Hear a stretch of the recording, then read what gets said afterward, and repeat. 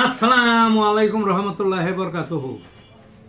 তো বন্ধুগণ, আশা করি আল্লাহ পাকের অসীম রহমতে সকলেই সহি সালামতে আছেন।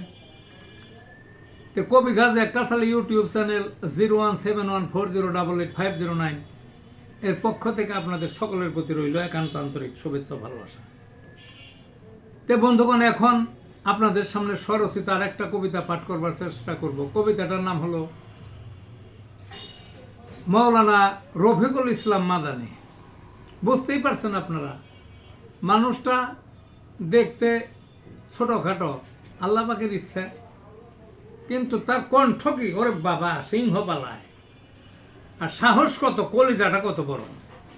হ্যাঁ, গোটা ভারত তার পুতুল সরকার শেখ হাসিনা যা ইচ্ছা তাই করলো, দেশে অত্যাচারেরই করলো।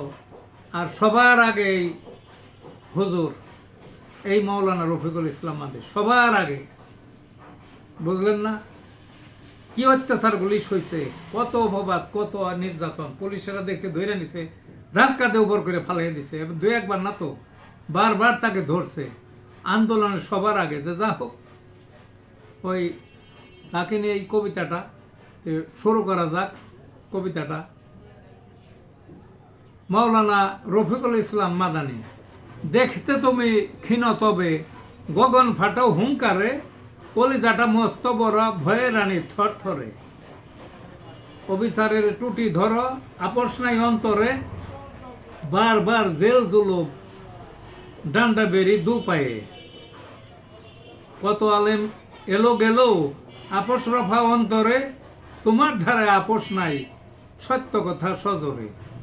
প্রতিবাদী কণ্ঠ তোমার, সবার আগে মিছিলে, পুলিশেরা ধরে নেয়, প্রহার করে অঘরে। আন্দোলনের সম্মুখ সারি, নেতৃত্বের এক আসনে, অপবাদের শেষ নাই, মিথ্যা মামলা অন্দরে। এর মাঝেই দিন প্রচার, মঞ্চ কাঁপাও বয়ানে, সারা জাতির মন কাড়লে, সবাই চাহে তোমারে। এই ছিল বন্ধুগণ কবিতাটা। ভালো থাকুন।